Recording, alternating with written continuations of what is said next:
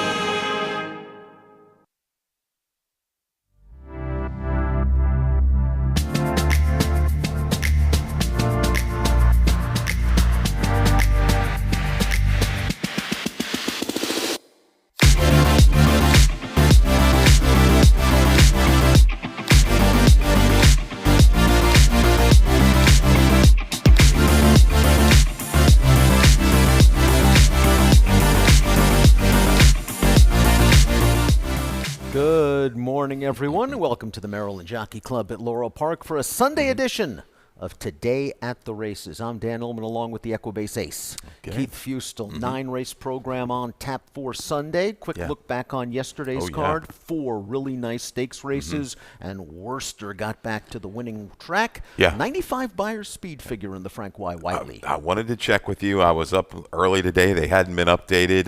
Now we've got them. It was a little bit later in the morning. That's really strong. Worcester kind of able to work that inside-out trip, how to navigate between horses around the turn and brought that run. I was really surprised as to how well the other Brittany Russell horse ran in. That came in first time over this racetrack. Ran really big. And Brittany said in the interview with Callie Francois afterwards that maybe she was a week short with this horse. And she had told me earlier in the week that this is a horse they might have some fun with over the summer. So I'm really looking forward to seeing what New King does a little bit later this year. But there was some exciting stakes action. Nice to see Disco Ebo repeat in the Prima Netta for Butch Reed. Little anxious moment there right before the race. Popped the gate open, a little fractious. Might have been reacting to another horse down to the inside. Was also a little bit off its game. But Disco Evil, one of the few we saw yesterday's racetrack, pretty predominant. It was a tiring surface for the most part. Wide closers excelled. A good rating job there on the front end with Disco Evil to get it done. You saw the horse Royal Spa in the Heavenly Cause also. Got away with some softer fractions early. What I liked was guided out to the center of the racetrack at the top of the stretch and was pretty resolute to the wire. But all in all, when you're marking the biases from yesterday, that was as pronounced as we've had in a while. So we look back. We look ahead to this coming Friday. 5 turf races carded. Turf racing is back in Maryland, and we've got, not surprisingly, big competitive fields. The party is over for Willard and I. It is down to business, some serious business when calling those charts. And as I say, if anybody sees anything that we might have missed, feel free. We've been doing this a long, long time, and we want everything to be accurate for the bettors, for the players. So if you see something, say something. But I'm looking forward to it. This is where, not saying we haven't had gambling opportunities, really good gambling opportunities. Now it starts. The fun really, really begins on Friday. And the fun will continue to Preakness Day, the third Saturday in May. It is Preakness 150. Tickets are on sale right now at Preakness.com, and you're going to want to head to Preakness.com to get those tickets because they are going fast. The final Preakness at Old Hilltop. Looking forward to it. That's sentimental, no doubt. A lot of emotion here. Going to be going down May 17th. At Pimlico. We're looking on to the future, though, in a couple years. We'll rise, and we will see how that is. But definitely, I'm gonna take a lot in on May 17th. Really looking forward to We it. prepare for the Preakness with our Preakness Preview Day coming up this coming Saturday. Preakness Preview Day at Laurel Park. The Tessio, the Weber City Miss, both win today. See you in May. Automatic entries to the Preakness and Black Eyed Susan, respectively, plus 3 stakes races scheduled for Turf on Saturday, plus the Preakness Preview Day Handicapping Challenge. $500 buy-in for this hybrid contest. Show up at Laurel Park on Saturday. Sign up online, get a chance to win cash prizes, 2 Preakness tickets, and chances to enter the Breeders' Cup betting challenge and the National Handicapping Championship. Plus Mother's Day, one of the most beloved events of the entire year in Maryland racing. It will be held once again at Pimlico. Again, the final Mother's Day at the races at Old Hilltop, Sunday, May the 11th, 11 a.m. to 3 p.m. Get your tickets now at pimlico.com. Okay. All right. All right. We've gotten rid of business. Now let's get to the action. Yes, let's Race go. number 1 today, 5.5 furlongs. It's a main. Well, there's the weather. Oh, yeah. See, I'm telling you. Yeah, there we go. A lot going on here. Great job by the crew to get the weather up. Track is good. Yes. Weather is slowly warming up. Yeah. 53 degrees. It'll be interesting to see how this drying out track plays. Yeah, looking at yesterday, and I'm leaning again to horses for the most part a little bit further off the pace. A couple situations I've got horses down inside. They're going to need good rides if that track is playing like it did yesterday. Watch the first couple. Just see how it plays out. And again, thanks to Mike Beard yesterday, your old partner at DRF did a great job. He and Callie Francois taking you through the entire race card. Our handle yesterday, solid. Both pick 5 pools over 75,000. That's what we want to see. And again, moving forward to Friday with these field sizes, I expect nothing but an increase. Take advantage of that low takeout. We'll get to that in a minute. Now we've gotten rid of business with the weather. All right. So we have the entry card for race number 1. 5.5 furlongs, 25 down to 20. Maryland-bred maidens are eligible for the $30,000 tag. Scratch the 2 Royal Flush Hearts. This is the opening leg of our first of 2 value pick 5 wagers. Low takeout, 12%. We had giant prices and a giant payout in the early pick 5 yesterday. Well, we kicked it off with Sarah Del Fabro at $41 and some change. Bracket at $18.20. Roll on Jesse $22.80. Catalea Strike at $17. If you like prices, we had them. We hope you had some of them in cash. But I've got a ticket. And these things, they're only going to get trickier. But you know what? You just need to catch one every once in a while, and it can carry you a long way down. $24 ticket, 3 deep to get you started. Interesting firster from Milan Milosevic with the 1 Z Bogdan. I go 1-4 Casey and Pap in Severn Run. 2 deep the rest of the way. Not My First Rodeo, Urban Symphony. I like that one a lot today. Race 3 with the 1 and the 2 Marmaris. That tag should be $25,000 for that Kieran McGee runner.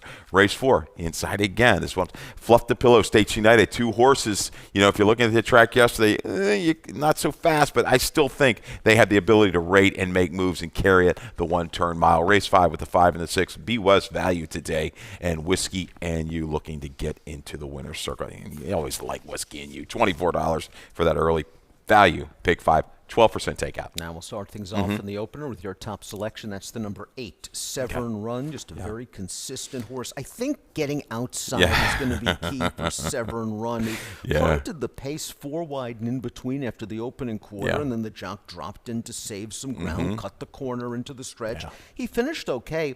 I just wonder if this guy's going to be a little bit more comfortable outside in the clear. Yeah, we've been a little bit tough on Severn Run. He looks like he's looming and he's going to follow through, and he just quite hasn't gotten it done. I love the draw here. You know, you've got some speed to the inside. For the love of fun, Furmantown, Italiano Kid, I think they go. I think it's going to be heating up a little bit into that turn. Severn Run, yes, it'll drop in a little bit.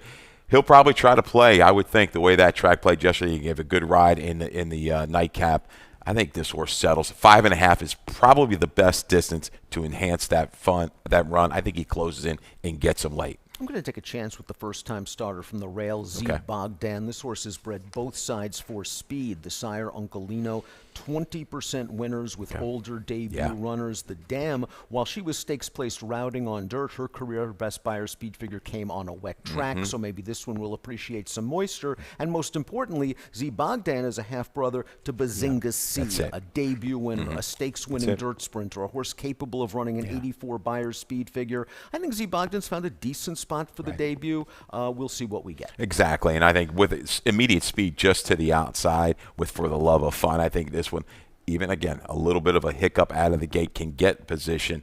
I think you'll know by about far turn. See what this, the Uncle Leaners, they usually have a little bit of a turn of foot. They get involved fairly early in the races. I think that's what you're going to want to see from Z Bogdan, but you get a very patient rider, good rider in Forest Boys. Casey and Pap, interesting. You've got this one in the mix. I do as well. Not a real give up here. Going to hold it at a $30,000 level off the break, returning with first-time Lasix. Dan, I like the company lines with Casey and Pap and showing the ability to make a little run into it. You got to like the company lines. Look at the field this horse was in against last time out. Crab Daddy came out of that race to win the Pennsylvania Nursery with the 76 Beyer speed figure. So Casey and Bap, yes, has to deal with a layoff, but drops in class. Lasix for the first time. Geron Barbosa, welcome back to Maryland. 8415 for Keith, 1845 for me in the opener at Laurel Park. Let's move on to race number 2. We're going a mile and a 16th. It's a claiming race for 3-year-olds. 12-5 down to 10. Take out the 1A. Part of the entry, Tough Luck. Angel Cruz will be aboard the number 7,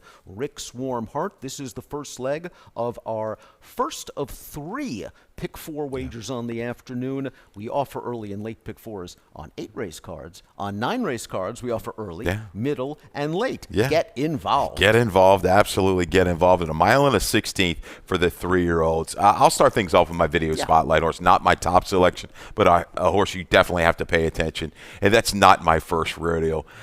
Trouble. It was there in its most recent start. Just broke out and swerved at the start, and now all of a sudden, Not My First Rodeo is going to pull a little bit in the early stages of this race.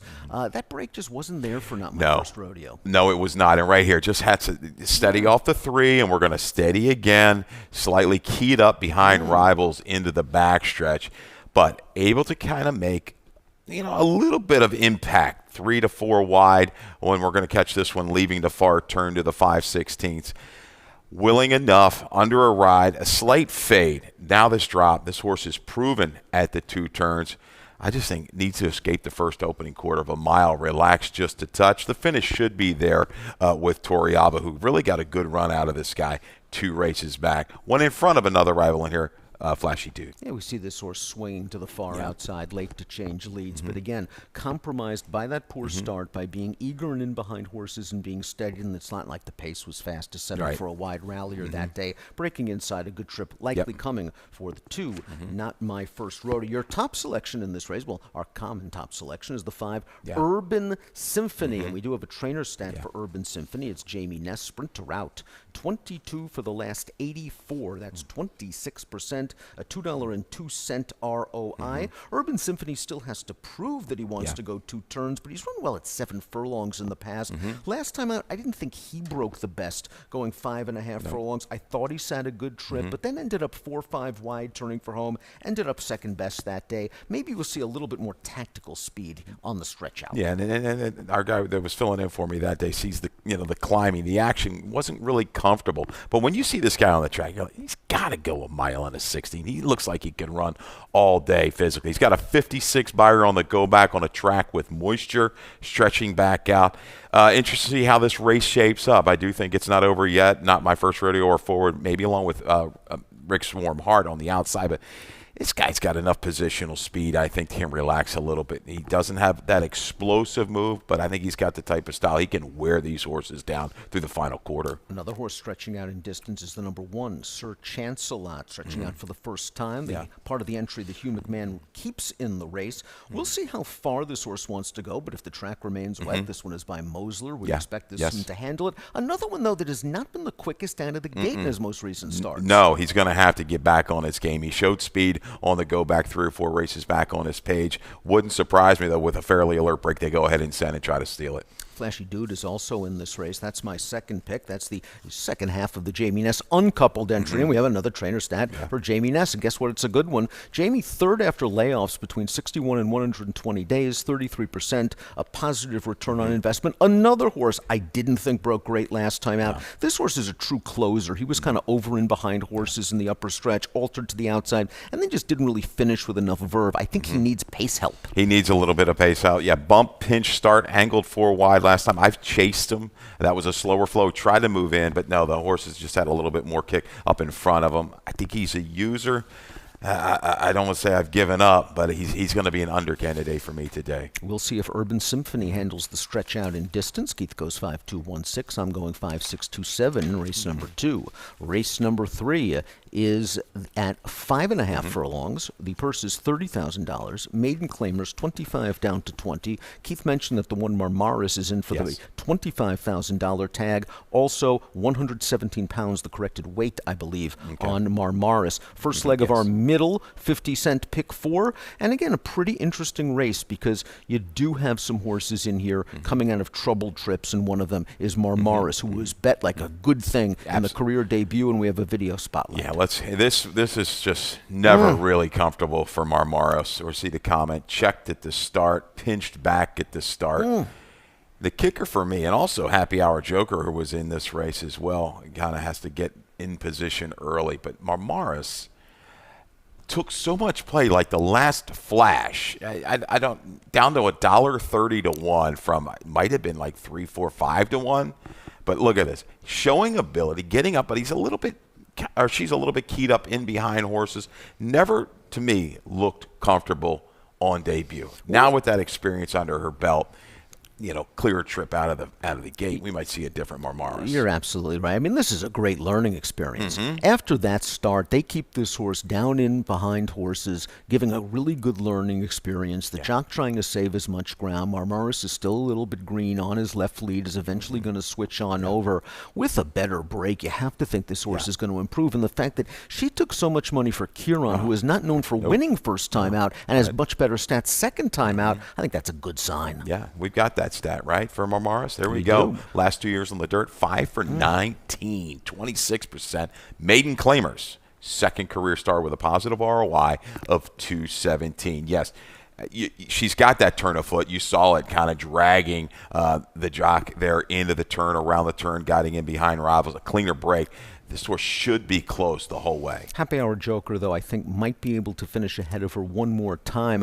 Watch the head-on replay of that race on our YouTube channel, Maryland Jockey Club. Villalobos that day really wanted the lead. And the problem is another horse just outbroke him a little bit and forced this horse in towards the rail, forcing Villalobos to take back into the pocket. She eventually eased out in between horses, finished second to that gate-to-wire winner. I think this time with J-Rod aboard, we're going to see some run and gun if Marmaris is off a little bit slow from the rail. I like your price. You got a horse. Feel the bolting here, coming off a break. Hasn't been seen since October. First time Lasix, Hungry Barbosa, 20 to 1 morning line. What grabs your attention here? Well, I thought the last race was a slow-paced race. It was won in gate-to-wire fashion. It's already produced 2 next-out winners. The runner-up from that race came back to win for 12.5 with a 50 Beyer speed figure. I just have we saw this horse, these connections, kind of improve one yesterday. 7's11 ran a very good race off of the trainer change. I have a feeling that Feel the Bolt, coming out of that sneaky race where he had no pace to run at, getting Lasix for the first time, I think we'll see an improved effort at a price. Right. That race against, in my memories, going back on the page 4 races at Delaware, not that bad. The kind of number would work. Any kind of improvement puts that one into the mix. I like that. A wake-up call here for a horse that really, at this kind of number, you can't leave it out. It looks like your tries and your supers. Does another hope go out there and hurt my top pick, Happy Hour Joker? This horse showed good speed last time out of Colonial, had a clear lead in the stretch, and was very, very game when run down at the wire. Yeah, no, and I think it's going to be, let's go ahead and go today. Set Ablaze just was determined that day, but that was a big jump. Where did that kind of race come from? Can she pair it up this afternoon on a little bit of a jump? But Protecting, I think they they think they're going to get that kind of race again. Keith's going with Marmaris, the 1. I'll go with Happy Hour Joker, the 2, both coming out of the same race. 1, 2, 5, 3. Keith, 2, 5, 4, 1 me. Race number 3 at Laurel Park. Race number 4, 1-turn mile with the long stretch to the second wire. It's a claiming race, 25 down to 23 and up. Non-winners of 2 life, 7 in this field, and it remains intact. We're going to start things off with your top pick after we look at the 20-cent Chesapeake Pick 6 carryover. We're growing $4,260. Pick the winners of the last 6. If you're the only one today that does so, you get the whole pool. Yeah, and bring that money back on Friday and just roll it right back in. Yes, with the turf racing, your pick 5s, you got plenty of bullets to go firing on Friday. Yeah, Fluff the Pillow, interesting. The first thing that jumps out to me, Dan, is what this relationship has become here early on. Jamie Ness and DEA Thoroughbreds. We do have a trainer stat there for Fluff the Pillow. Ever since this owner-trainer combination has gotten together, they have done super good work. I believe they're 4 for their last 10 or 11 now. But let's watch the video spotlight for Fluff the Pillow's most recent performance. And this is a really game effort for Fluff the Pillow in New York, battling it out in between horses and just refuses to lose. Yeah, just absolutely going to grind, gets a short lead here, top of the stretch, and really, really tenacious to the wire. You love efforts like this. At 1 1/8, now we're shortening up. First time in this barn, coming back to one of its better numbers on the page. Yeah, it just looks like the horse, you kind of, if you get them involved, especially against these 2-and-lifers, the determination will keep him around. And you see he's in between horses. The horse on the rail isn't quitting. The other gray on the outside has got momentum. Now watch this horse change back to his left lead, and I think it gave him just enough of an energy boost to get his nose right down on the wire. I don't think there's a ton of speed in this race. Here's the Fluff the Pillow trainer stat. It was 4 for 10 going into yesterday, 40%. Now 4 for 11. Still a positive return on investment. I don't think there's a ton of speed in this race. I think J-Rod's going to get Fluff the Pillow into the flow early. Tetched might be the speed of this race. Do you think Tetched finally figured it out? That was a scary good race for him. I did not see that coming. I did not see that kind of money showing up for Tetched in that race. Bet down to a really short $1.60 to 1. Yeah, I think this one could go. I think Better Go could go to the front. This horse was kind of bounced around a little bit at the break. They went okay fractions, but I think going out to a mile, these two look like they kind of should go ahead and set up shop up towards the front. Fluff the Pillow, States United as your stalkers in today's 4th. Yeah, I'm expecting States United to kind of tuck in behind this time, although she was very good, much improved off the Curon claim last time out in winning, really improving the Buyer's speed figure, moving it way up to a 69. That was a nice performance for States United. It was a race where they ran 1-2 all the way around the track, but Curon scored with the last out maiden winner back in late March named Tune to the Moon. That horse paid $11, so we know he knows how to place these horses. I have a feeling States United is on the improve off of the claim, is on the program, and is going to sit a pretty good trip, but don't take too short a price. Stepping up. Yeah, and I tell you, if we get to race 4 and we see this track playing like yesterday, I originally had the 4 in off. I should have put this horse back in. I thought I'm going to use this horse. If the 3 and the 4, I think they're within range of this group, and they have the style that suits yesterday's racetrack. If it carries over today and Better Go, Tetched, and a couple of these other guys to the inside want to go, I think I'm going to key around the 3 and the 4 in my exact as True Faith and Max Barley. How do you feel about Better Go stretching back out in distance? This horse didn't have much pace to run at last time out, was 3 wide on the back stretch, swung 5 wide into the stretch, trudged along to pass some tired horses, liked the gallop out. It'll be interesting to see if this horse can maintain that momentum going the 1-turn mile. I think he's the straight up speed if he wants to really be aggressive. I think he's the fastest in here through that opening quarter. 3/8 of a mile. Yes, Tetch last time was up on the engine, 23-2, 47-1.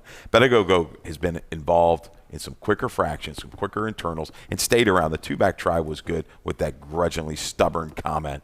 I like that. True Faith seems to be improving as well. Yeah, this is a horse that I think if it didn't have that overland trip last time, would have won the race. Was taken out wide early, kept wide, made that run, gets the lead, but just couldn't quite hold off Papa Funny. Players are the 3 and the 4 if this track if the indication is, again, closers, wide. Use the 3 and the 4. Keith's going with Fluff the Pillow. First time Jamie Ness. 1, 2, 3, 5. I'll see if States United can go back-to-back for Kieran McGee. 2, 5, 1, and 4. 4 down, 5 to go. We're going to take a break. When we come back, it's the first leg of the second of 2 late value pick 5s.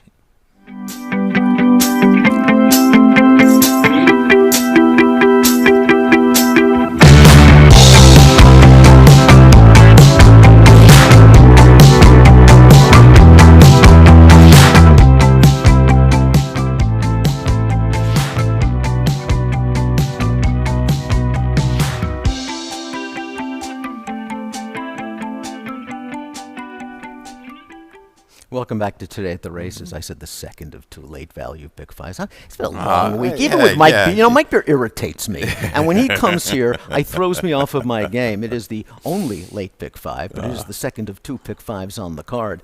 It is race number 5. Let's take a look at the field. 3/4 of a mile. This is one of those starter optional claiming races. Starter allowance 12,000, claiming price range 20 down to 16. Take out the 8 through the 10. First leg of our value pick 5. The late value pick 5. 12% takeout. You really can't beat it.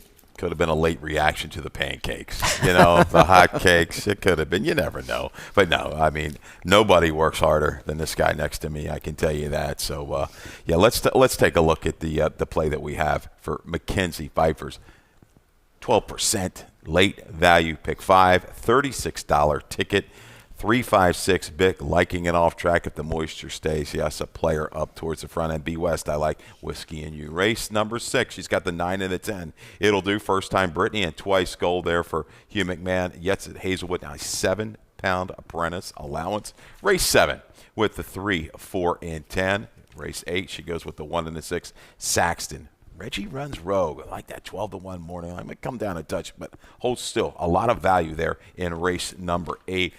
We're going to complete this late value pick 5 with the 3 and the 4. Maddie 10 Spirited Ride goes for Anthony Ferrier. Make the rider Angel Cruz on Spirited Ride. It's a $36 late value pick 5. And your top selection in race number 5 is the number 5. That is B West. You mentioned Yids at Hazelwood. Congratulations, graduating from 10 pounds to 7 with a victory for Guy for the win in the last race yesterday.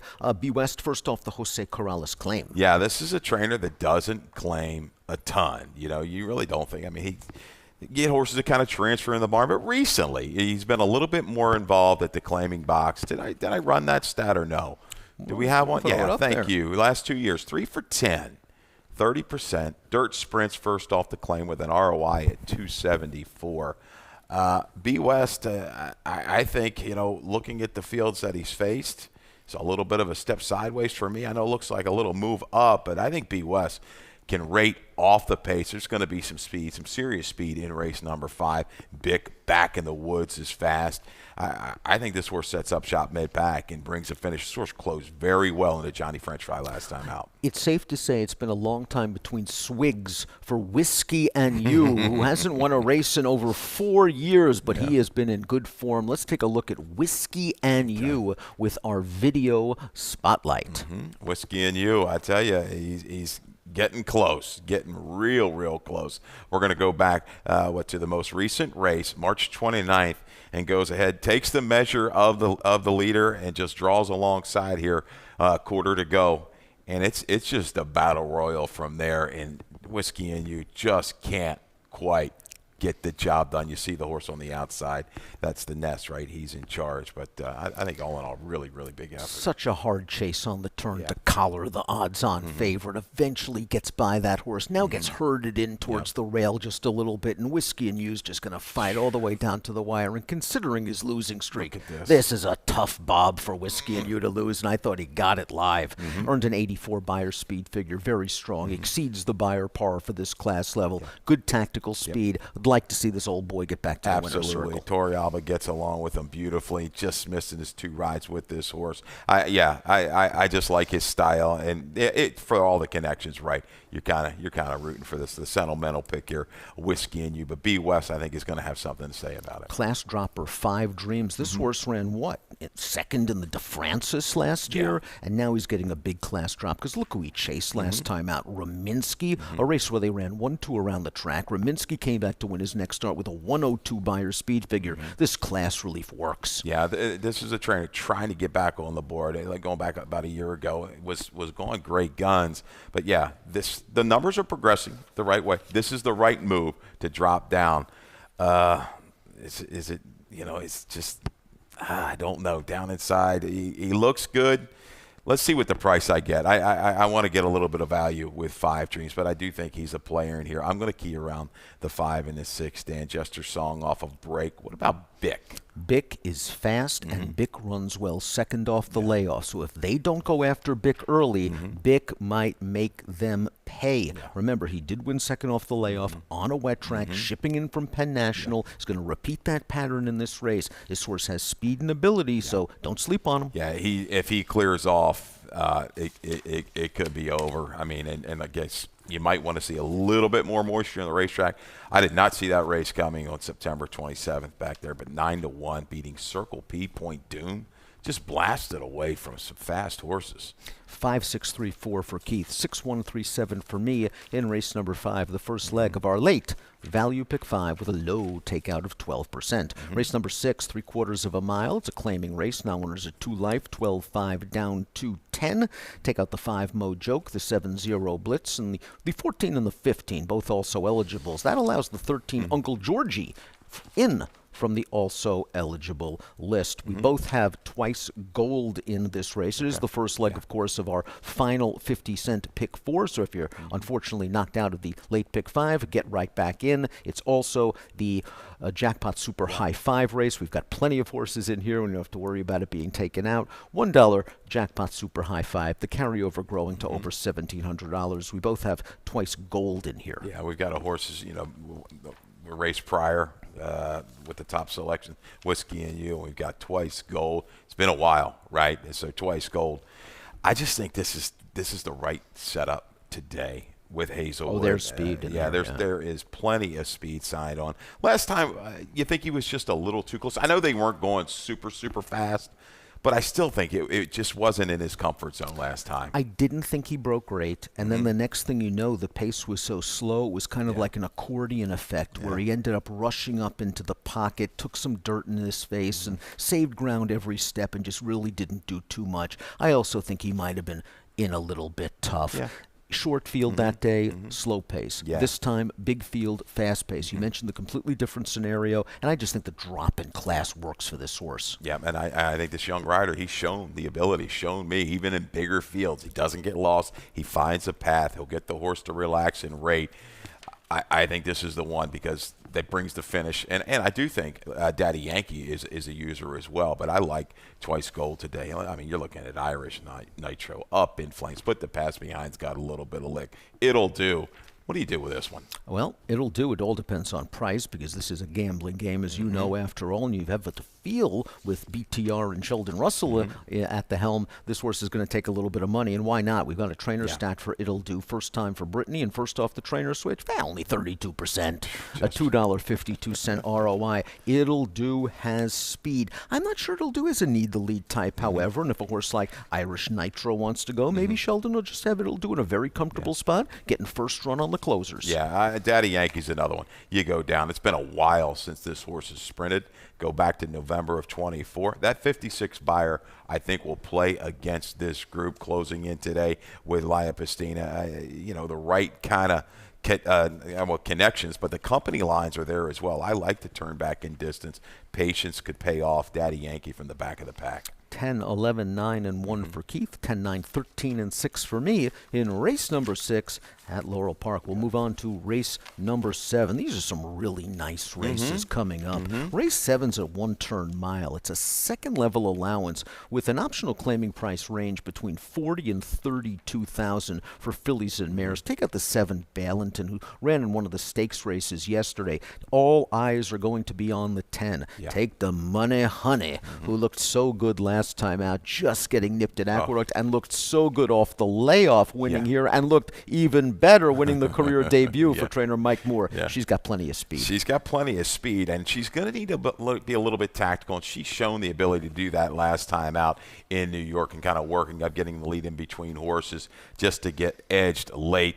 Catherine Ward came back to ran pretty good, got down the inside, just a little flattening yesterday in the stake. But his Majestic Creed, a horse that we do not have in the mix, is that the one that's going to kind of test her come mid-turn?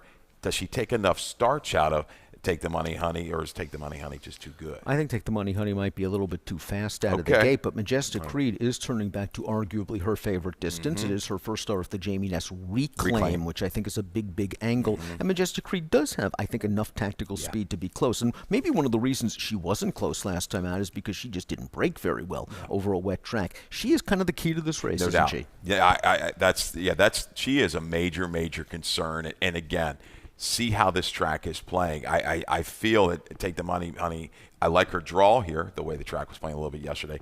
But again, finishing up, Majestic Creek back in the barn could stretch her a little bit. So therefore, who are our prices? I think the 4. She's just steady. We've got a video spotlight of Stop the Cap here for Hammy Smith trying to heat things up, and the barn will heat up. Going back to the race, I guess that's the most recent run, right? Is this the Call Another Play race? This is the Call Another Play race from last time out on March the 20th. And Call Another Play, I thought, had to make an early move in this race. Not Call Another Play. Stop the Cap had to make an early move in this race. The winner of this race, Call Another Play, is a legitimate stake source on her best day. The rail opens up for Stop the Cap. She's going to shoot on through, but we still have a quarter of a mile to go. Maybe move too early. I'm not going to blame West for this one, though. The rail opens up. You got to take it. All in all, Stop the Cap ran her usual solid race. She's hit the board in 14 of 18 lifetime starts? Yeah, I feel I can trust her. I know the flow is going to be there for her. And again, maybe forced the hand a little bit too soon last time out. A well-timed run. Torrealba knows this mare. I think she finishes up well against this group. Golding and Broad, the 9, might be the best pure closer in this race. I know she's shown some tactical speed at a mile in the past. I think on dirt, at least, she's at her best when you take back and make one run. They tried that last time out, and she earned a stakes placing. I think that Golding and Broad, if there's a barbecue up front, can pick up some major pieces. Absolutely agree. I liked her a little bit last time. Just a little too late. The Lasix goes back on.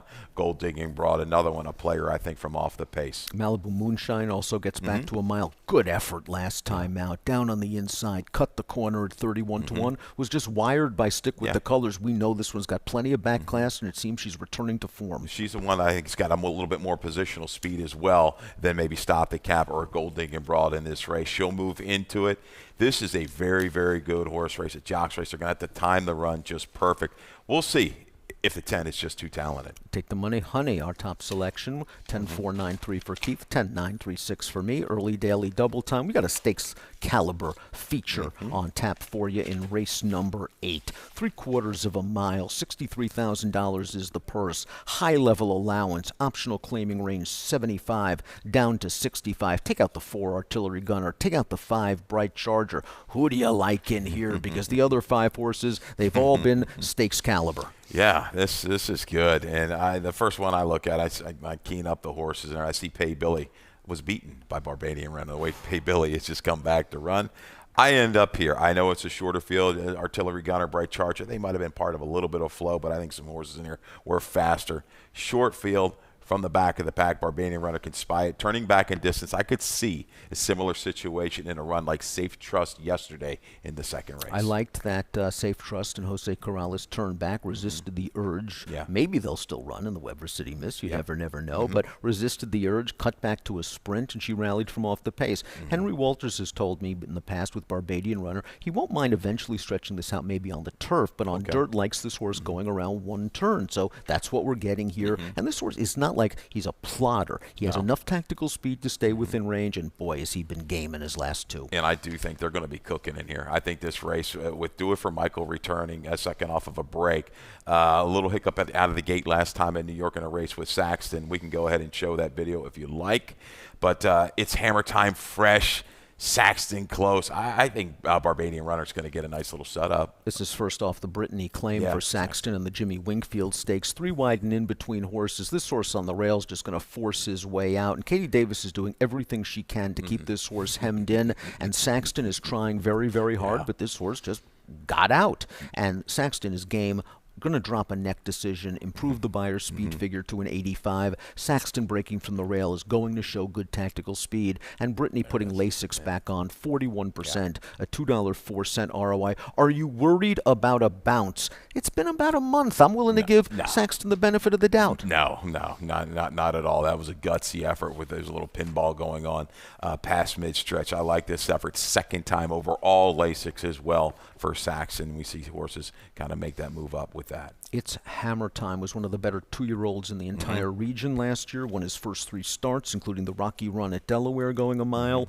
We do have a video spotlight for It's Hammer Time. This is the race at Delaware, and It's Hammer Time is fast. Yeah, and you're dealing with a horse remarkably who we're familiar with. Schrader was come back recently and run. So you got, you don't see this a lot. Or going back earlier on in the 2-year-old, these horses still hang around. Yes, this was a quality group, and It's Hammer Time just hammered them. Just hammered him, and it's good to know this horse can win at 5. This horse can win at a mile. He's had a little bit of an issue. I believe Gary Kapp told me he had some shin issues since his last start, the Nashua, but this horse has been working right along and has been working quickly, and you don't worry about Gary Kapp off layoffs like this. 4 for the last 14, 29%, 233 ROI. Torrealba's going to have this horse right in the thick of things when they turn for home. Yeah, that was an impressive watching it again. That just had plenty of run through the wire. Yeah, you're hoping this guy comes back in very good form today. Do it for Michael. Second time Lasix is a horse that kind of won against the grain in the Maryland Million Nursery. You see a lot of horses that day make those wide moves. This one's down towards the inside. I'll give him a little break. I'm going to have to go underneath. I'm just, this race, how do I approach it from a betting standpoint? I'm hoping I can get around 4-1, 7-2 for Barbadian Runner and just go ahead and play flat. 2-1-7-6 for Keith, 1-7-2-3 for me in the feature, and it is a good one. Race number 8. We'll conclude our week's racing at Laurel Park with the 9th, 3/4 of a mile. Non-winners of 3 Life Fillies and Mares, 12-5 down to 10. The 4 Spirited Ride will be ridden by Angel Cruz. Let's start things off with your top selection. Just great. Big drop in class, second off a long layoff. I can see why you've got her out of the mix. I mean, Shanice, she looks like all or nothing. Kieran with these moves, when they hammer down, drop them down 50% or more in price, they get it done a lot. I expected more for this one last time out. She was just not up as close as I thought she would be and just fizzled. I'm just hoping this little drop will pick her head up. She's got a horse like Velvet Vixen that can kind of go. I want to see aggressive tactics, and let's go ahead and go right out of the gate. Matty 10 is where I'm going to go. This horse was kind of taken in hand out of the gate last time out to rake from off the pace, but it was also in tight. It's not like it was Yomar's decision. It was kind of pinched a little bit, forced to take back. Then it went after the odds-on pace setter on the turn, ended up tiring a little bit. I thought it was a better-than-looked performance. Linda Albert had a very good week last week. I think went 3 for 4 last week. So this barn's been going well, and this is another horse that's tactical. Yeah, just patience a little bit. Might have moved just a touch too soon after that early trouble, and that gets horses off their game a little bit. They get a little keyed up. They want to go sooner than probably what they should. Yes, he'll just kind of sit back, spy. I think Matty 10's a horse you can kind of trust to make a run into it. We've seen Anthony Farrier ship horses in from Mahoning Valley with great success. Spirited Ride was been in an allowance company over there and was been against some good horses. Faced a runaway winner last time out, and then that horse came back to win a non-winners of 4 allowance race with a 72 buyer. So this horse is very well entered. Yeah, she fits in here, right? And you got Cruz today, Angel Cruz. Mildly inside, a flattened. Inside, you see that track. I do see some of those races at Mahoning Valley. You see a lot of high and wides win there, too. So I didn't completely confirm, but I'll give this one another shot here on the drop and maybe against the grain at Mahoning Valley. Shining Spirit last time out settled behind a pretty quick pace, came with a wide run, got up for second. This filly is in very good form right now. Yeah, she's got the ability to kind of chase and stay around, too. I don't know if she's got quite the quicks of a Velvet Vixen or a Just Great if they want to go ahead and go, but showed the ability to chase and stay on last time. Is there a chance that Velvet Vixen and Hazelwood just shake loose in this race? And maybe last time out at Penn National, that was just too tough company at 27-1. So now she's dropping in class with the speed to make the lead. Should be a good price again. There's a horse she ran against, Dissolute, who you liked against a little bit better field. So, yeah, I give a little bit of a shot here, no doubt. Everything it's got in, you got to kind of consider in your gimmicks. Nice wide open finale to a really nice Sunday card. 5-4-3-6 for Keith, 3-6-7-4 for me. Value play on Sunday. 55 is going to be the number, right? That's going to be B West for Jose Corrales first off the claim. We saw that he's about 30% the last couple of years. I like the setup. You've got Back in the Woods. You've got Bick with some speed. Maybe a Pudge Boy Palace goes ahead and goes. He fits here. I think it's a little bit of a sideways move from a class standpoint off the claim to sit somewhere just a few lengths out of it mid-turn and fire it up that rally. The value play for me is in race number 6. That's the 10 twice goal. Just think a completely different pace scenario this time. It's going to get some pace to run at. I think it's going to kick on late. We'll see if we get anything close to that 5-1. There have been some scratches in that race. 19 minutes to post for the opener on a very good Sunday afternoon card. The main track is currently rated good. Callie Francois, Mackenzie Pfeiffer, Dave Rodman will take you through the afternoon's happenings. And let's go up to Dave for scratches and changes. All right, good luck.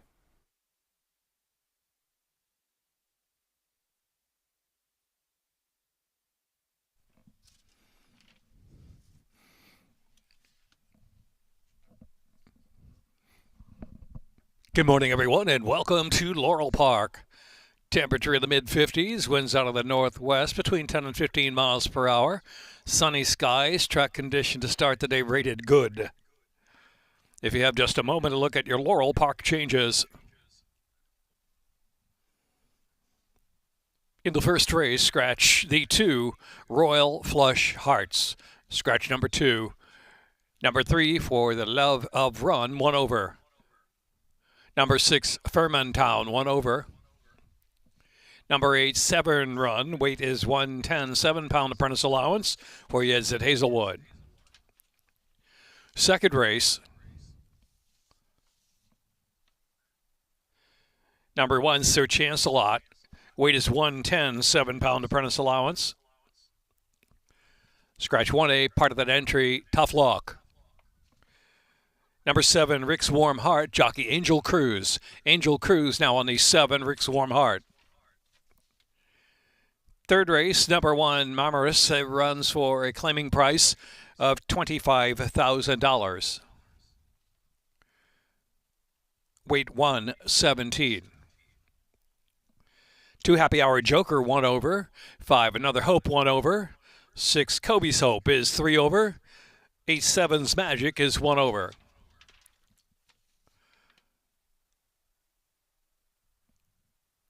Fourth race. No changes. Fifth race.